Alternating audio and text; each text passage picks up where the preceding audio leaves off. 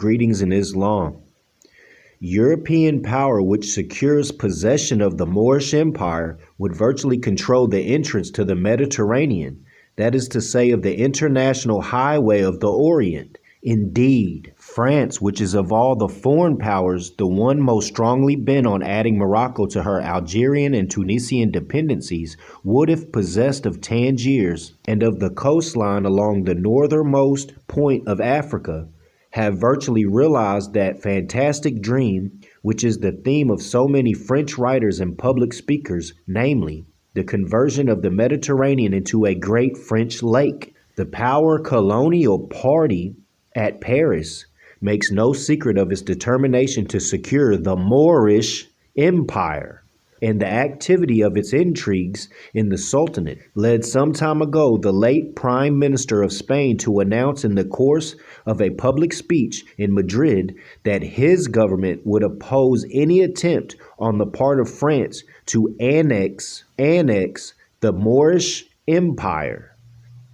England, Spain, Germany, Italy are all of them resolved that under no circumstances shall France obtain such a foothold in Morocco, because they want in on the action too, indeed, as would enable her to virtually command the entrance of the Mediterranean, since Gibraltar would lose the greater portion of its strategic value if controlled by a number of French maritime strongholds on the opposite coast. So they wasn't opposed to it because it was the wrong thing to do. They was opposed to it because they wanted to get their commerce. They wanted to get their hands on the pie and all of that as well.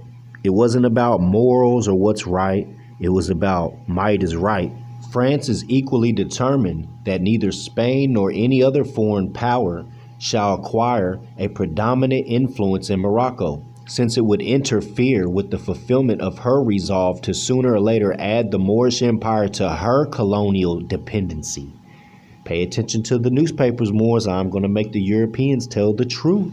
And it is probable that in the event of her going to war about the matter, she would receive the support of her ally, Russia.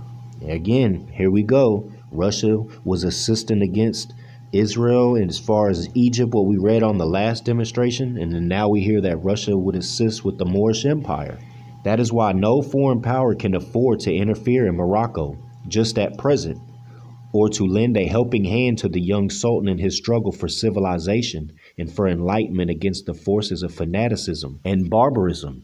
It is recognized that any power that interfered in his troubles with his rebellious subjects would inevitably retain a predominant influence in the country. And that is just the one thing which the powers cannot afford to permit on the part of their number. So Sultan Muley Abdul Aziz is left to face his foes alone, and to either give up his throne and his life, or else to win back the goodwill of his people by showing himself the fiercest and most intolerant fanatic of the long line of commanders of the faithful, on verge of war. Of far graver import than the much discussed Eastern question was the Moorish problem. So he asserted, and is no secret in official circles, that several times in the last 10 years, certain of the Europeans' governments, notably England and France, have been on the verge of a war about Morocco. The last crisis of this kind being when about 3 years ago, Great Britain threatened to occupy Tangiers in the event of France seizing Tafilet. In the case of most great international conflicts, there is usually a possibility of averting actual hostilities by means of mediation, negotiation, and of arbitration. We know arbitration ain't good. But with regard to the Moorish problem, there can be no question of an international conference, for the only practical proposal to submit to a Congress of this kind would be the neutralization of the Straits of Gibraltar, a matter which it would be preposterous even to consider unless England consented to relinquish her rocky stronghold of Gibraltar, which is out of the question. That is why an international conference on the Moorish question is so impractical that the very idea thereof is scoffed at by old world statesmen. England, Germany, Italy, and Spain have each larger commercial interest at stake in Morocco.